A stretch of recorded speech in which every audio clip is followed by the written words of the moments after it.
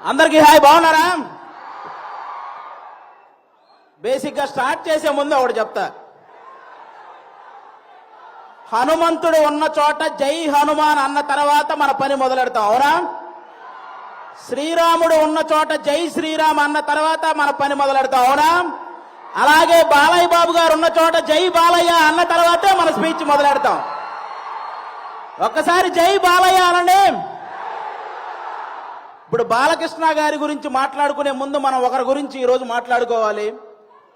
ప్రపంచంలో మనం ఏ మూలన ఉన్నా నేను తెలుగువాణ్ణి అని గర్వంగా ధైర్యంగా చెప్పుకుంటున్నాము అంటే ఆ గర్వం పేరు, ఆ ధైర్యం పేరు నందమూరి తారక రామారావు గారు.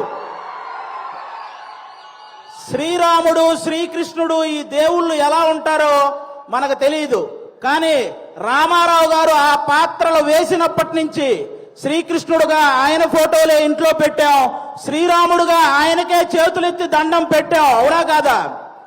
అలాగే మీరందరూ గమనించినట్టయితే మీ రామారావు గారి గురించి చెప్పాలంటే నాకు చిన్నప్పటి నుంచి ఆయన సినిమాలు ఎన్నో చూసి పెరిగా. మీరు బొబ్బిలి పులి అనే ఒక సినిమా చూసారా? మీరు లాస్ట్ లో ఒక 15 నిమిషాల కోర్టు సీన్ ఉంటుంది, అది ఒక్కటి చూడండి చాలు. ఆయన గాంభీర్యం, ఆయన బాడీ లాంగ్వేజ్, ఆయన డైలాగ్ మాడ్యులేషన్, అలాంటి వ్యక్తిని పుట్టిన ప్రతి ఒక్కరూ స్మరించుకోవడం తప్ప మళ్ళీ అలాంటి నటులు, అలాంటి నాయకులు మళ్ళీ పుట్టరు. అలాంటి రామారావు గారి గురించి ఈరోజు బాలకృష్ణ గారి సమక్షంలో ఆయన 101వ జయంతి సందర్భంగా స్మరించుకోవటం నిజంగా అదృష్టంగా భావిస్తున్నాను sir. Thank you so much. Telugu జాతి గౌరవాన్ని రామారావు గారు కాపాడితే, రామారావు గారి గౌరవాన్ని ఒక పక్క దమ్మున్న సినిమాలు చేస్తూ ఇంకో పక్క నిజాయితీ గల రాజకీయాలు చేస్తూ కాపాడుకుంటూ వస్తున్న వ్యక్తి మన నందమూరి బాలకృష్ణ గారు. నందమూరి బాలకృష్ణ గారు మీరందరూ గమనించినట్లయితే చాలా మంది బాలకృష్ణ గారు ఎవరినో కొట్టారు, బాలకృష్ణ గారు ఎవరినో తిట్టారు అని రాస్తుంటారు. కానీ బాలకృష్ణ గారు కొన్ని వేల మంది పేద ప్రజల బతుకులు నిలబెట్టారు, అది రాయాలి. సినిమాలు, రాజకీయాలు చేయటం పెద్ద విషయం కాదు, కానీ బసవతారకం అనే ఒక క్యాన్సర్ హాస్పిటల్ ద్వారా ఎంతో మంది పేదవాళ్ళకి సహాయం చేయడం అనేది నిజంగా చాలా చాలా పెద్ద విషయం, చాలా గొప్ప విషయం. ఈ సమాజంలో ఎంతమందికి భయం, బాధ్యత ఉన్నాయో నాకు తెలియదు, కానీ బాలకృష్ణ గారితో పనిచేసే ప్రతి ఒక్కరికి ఆ భయం, బాధ్యత రెండూ ఉంటాయి, ఇదైతే షూర్. బాలకృష్ణ గారి సినిమాలు చాలా మందికి చాలా ఇష్టం ఉంటాయి, నాకు చాలా సినిమాలు ఇష్టం. అందులో సార్ బొబ్బిలి సింహం అని ఒక సినిమా సార్. మీరు వైట్ అండ్ వైట్ పంచకట్టుతో నడుచుకుంటూ వస్తుంటే వెనక శ్రీరాముడి శ్లోకం వస్తుంటది. మీనా గారు మిమ్మల్ని అలా చూస్తూ ఉండిపోతారు. నాకు తెలిసి రామారావు గారి తర్వాత మళ్ళీ పంచకట్టులో అంత అందంగా ఉండే హీరో మన బాలకృష్ణ గారు. నిజంగా మీరందరూ అదృష్టవంతులు, ఎందుకంటే ఒక జనరేషన్ వాళ్ళు మాకు గుర్తుండిపోయే సినిమాలు కావాలి అని అడిగారు. ఆదిత్య 369, అలాగే భైరవ దీపం ఇలాంటి సినిమాలు మీకు ఇచ్చారు.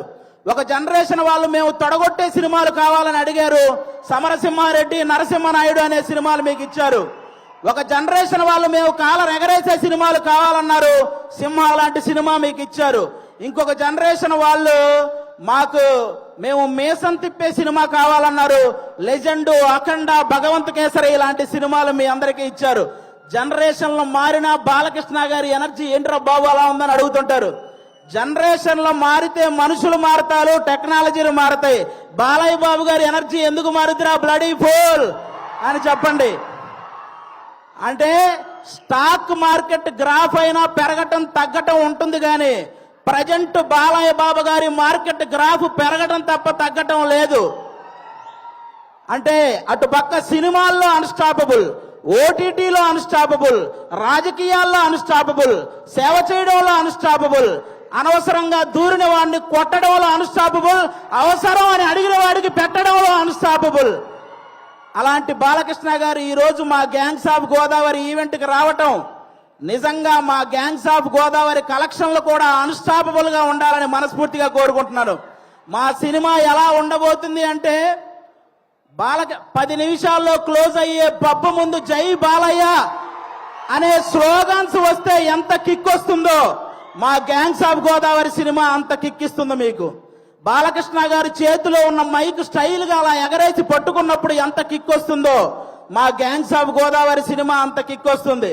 బాలకృష్ణ గారు ఇంట్రెస్టింగ్ గా మాట్లాడుతున్నప్పుడు మధ్యలో ఫోన్ వస్తే ఆ ఫోన్ తీసి స్టైల్ గా ఇసిరేసినప్పుడు ఎంత కిక్ వస్తుందో మా గ్యాంగ్స్ ఆఫ్ గోదావరి సినిమా అంత కిక్ వస్తుంది. పద్ధతిగా ఫోటో దిగాల్సినోడు ఫోన్ తెచ్చి మొహాన పెట్టినప్పుడు బాలకృష్ణ గారు అలా తడితే మీకు ఎంత కిక్ వస్తుందో మా గ్యాంగ్స్ ఆఫ్ గోదావరి సినిమా అంత కిక్ వస్తుంది. బాలకృష్ణ గారి సినిమాల్లో సెకండ్ హాఫ్ లో వచ్చే క్యారెక్టర్ మనకి ఎంత కిక్కిస్తుందో ఈ గ్యాంగ్స్ ఆఫ్ గోదావరి సినిమా కూడా అంత కిక్కిస్తుంది. ఫైనల్ గా ఒక మాటలో చెప్పాలంటే మ్యాన్షన్ హౌస్ వేస్తే ఎంత కిక్ వస్తుందో మా గ్యాంగ్స్ ఆఫ్ గోదావరి కూడా అంతే కిక్కిస్తుంది. ఒక్క మాట బాలయ్య బాబు గారి పర్మిషన్ తో చెప్పాలనుకుంటున్నాను. రేపొద్దున నందమూరి నటసింహం, కొణిదెల కొదమసింహం అసెంబ్లీలో అడుగు పెడితే ఎంత కిక్ వస్తుందో మా గ్యాంగ్స్ ఆఫ్ గోదావరి కూడా అంతే కిక్ వస్తుంది. ఇది మీరందరూ గుర్తుపెట్టుకోవాలని నేను కోరుకుంటున్నాను. అలాంటి బాలయ్య బాబు గారు ఈ రోజు మా ఈవెంట్కి రావడం నిజంగా మా అదృష్టం. Thank you sir, thank you so much. ఈ సినిమాలో విశ్వక్సేన్ గారు ఒక 28 ఏళ్ల కుర్రాడు రత్న అనే పేరుతో థియేటర్లో చేయబోయే మాస్ జాతరను మీరందరూ రేపు 31వ తేదీ చూడబోతున్నారు. మామూలు విషయం కాదు. అతను విశ్వక్సేన్ అనే అతను సినిమాలు చేస్తే ఒకటి పెట్టిన డబ్బులు వెనక్కి వస్తాయి, లేకపోతే లాభాలు వస్తాయి, నష్టాలు మాత్రం రావు. అలాంటి పర్ఫార్మర్ అతను. 24 క్రాఫ్ట్స్ మీద పట్టున్న వ్యక్తి మన విశ్వక్సేన్ గారు. అలాంటి వ్యక్తికి ఈ సినిమా పెద్ద విజయాన్ని ఇవ్వాలని మనస్ఫూర్తిగా కోరుకుంటున్నాను. ఇక డైరెక్టర్ కృష్ణ చైతన్య గారు తన మైండ్ లో గుర్తొచ్చిన డైలాగును మీ మైండ్ లో గుర్తుండిపోయేలా రాసే రైటర్ కమ్ డైరెక్టర్ మన కృష్ణ చైతన్య గారు. మనందరికీ త్రివిక్రమ్ గారు అంటే చాలా ఇష్టం. త్రివిక్రమ్ గారికి కృష్ణ చైతన్య అనే వ్యక్తి చాలా ఇష్టం. కాబట్టి ఈ సినిమాలో ముఖ్యంగా కుప్పలుగా డైలాగులు ఉంటాయి. మీరు అవన్నీ కూడా ఎంజాయ్ చేస్తారు. నెక్స్ట్ అంజలి గారు మిమ్మల్ని సీత అనే ఒక క్యారెక్టర్ తో మైమరిచిపోయేలా చేసింది. గీతాంజలి అనే ఒక క్యారెక్టర్ తో భయపించేలా చేసింది. ఈ రోజు ఈ రత్నమాల క్యారెక్టర్ తో ఆ 2 క్యారెక్టర్లు మర్చిపోయేలా చేయబోతుంది అంజలి గారు. ఇంకో పక్క మా నేహా శెట్టి డీజే టిల్లునే భయపెట్టిన రాధిక. ఈ సినిమాలో రత్నాకి భయపడబోతున్న బుజ్జి లాగా తను చూడబోతున్నారు. రాధికాని మర్చిపోతారు, బుజ్జిని గుర్తు పెట్టుకుంటారు. షూర్ షాట్ గా చెప్తున్నాను. ఈ గ్యాంగ్స్ ఆఫ్ గోదావరి సినిమాతో మీ అందరికి ఇంకో మాట కూడా చెప్తాను. ఒక హీరోని అభిమానిస్తే ఇంకో హీరోకి వ్యతిరేకమేమో అనుకునే వాళ్ళందరికీ నేను చెప్తున్నాను, మాకు తెలుగు సినిమా అంటే పిచ్చి, తెలుగు హీరోలంటే పిచ్చి. అందరినీ అభిమానిస్తాం, అందరినీ గౌరవిస్తాం. తెలుగు సినిమా బాగుంటే టోటల్ అందరం బాగుంటామని భావిస్తాం. అలాంటి ఈ రోజు మీరందరూ కూడా ఈ సినిమాకి వచ్చి మా సినిమాను ఆశీర్వదించడానికి వచ్చినందుకు థ్యాంక్ యూ సో మచ్. అలాగే ఈ మధ్య థియేటర్కి జనాలు రావటం కొంచెం తగ్గింది. అందరూ కూడా ఎందుకంటే ఎవరైతే ప్రేక్షకులకి అలాగే సోషల్ మీడియాలో ఉన్న రివ్యూవర్స్ కి మీ అందరికీ కూడా తెలుగు సినిమాని కాపాడాల్సిన బాధ్యత మీ అందరి మీద ఉందని మనస్ఫూర్తిగా కోరుకుంటున్నాను. ప్రొడ్యూసర్స్ ని దృష్టిలో పెట్టుకొని రివ్యూలు రాయాలని కోరుకుంటున్నాను. ఎందుకంటే ఒక సినిమా పోతే ఇంకో సినిమా చేయడానికి హీరో అనేవాడు మనోధైర్యం తెచ్చుకుంటే చాలు, కానీ ప్రొడ్యూసర్ అనేవాడు మనోధైర్యంతో పాటు మనీ కూడా తెచ్చుకోవాలి. కాబట్టి ఆయన గురించి ఆలోచించి ఈసారి రివ్యూలన్నీ రాయాలని, తెలుగు సినిమాని బ్రతికించాలని మనస్ఫూర్తిగా కోరుకుంటున్నాను. Once again thank you sir. Balakrishna గారు, సింహం ఆ టైంకి మిగిలి ఉన్న జంతువులన్నింటినీ వేటాడేస్తుంది. బాలకృష్ణ గారు ఆ టైంకి ఉన్న రికార్డులన్నింటినీ వేటాడేస్తూ ఉంటారు. అది బాలకృష్ణ గారు. Thank you so much. జై తెలుగు సినిమా. Thank you. అది ఒక డైలాగ్ కూడా చెప్పేరాదు. బాలయ్య బాబు గారి డైలాగా ఓటీటీ అయినా సినిమా అయినా పొలిటికల్ అయినా నాన్ పొలిటికల్ అయినా ఆయన దిగనంత వరకే. Once he step in history repeats.